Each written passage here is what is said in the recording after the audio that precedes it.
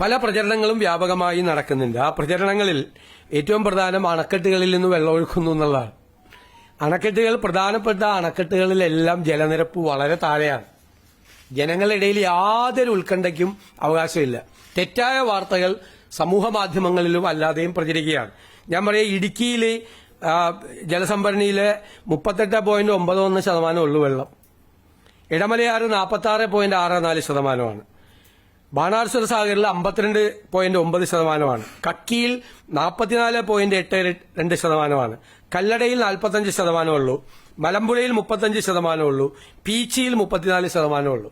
അപ്പൊ ജലസംഭരണികളിൽ നിന്ന് വെള്ളം ഒഴുക്കിവിടുന്നു എന്ന് പറയുന്ന വ്യാപകമായ തെറ്റായ വാർത്തയാണ്. അതിനെതിരായി കർശനമായ നടപടികൾ സ്വീകരിക്കും. കാരണം ജനങ്ങളിൽ ഉത്കണ്ഠ പരത്തുന്ന തെറ്റായ വാർത്തകൾ സമൂഹ മാധ്യമങ്ങളിലൂടെ പ്രചരിപ്പിക്കുകയാണ്.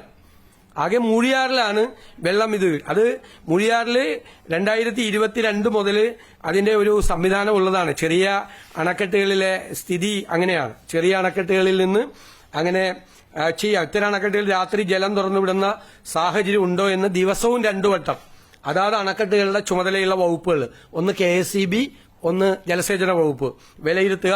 ഉണ്ടോ ഇല്ലയോ എന്ന് നേരിട്ട് ജില്ലാ കളക്ടറെ അറിയിക്കുക.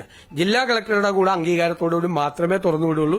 അത് ചെറിയ അണക്കെട്ടുകളാണ്, വളരെ ചെറിയ. അതാണ് ഈ മൂഴിയാർ അണക്കെട്ടുമായിട്ട് ബന്ധപ്പെട്ട് ചെറിയ സാധ്യതകൾ മാത്രമാണ് വെള്ളവുമായി ബന്ധപ്പെട്ടിട്ട് ഉള്ളത്.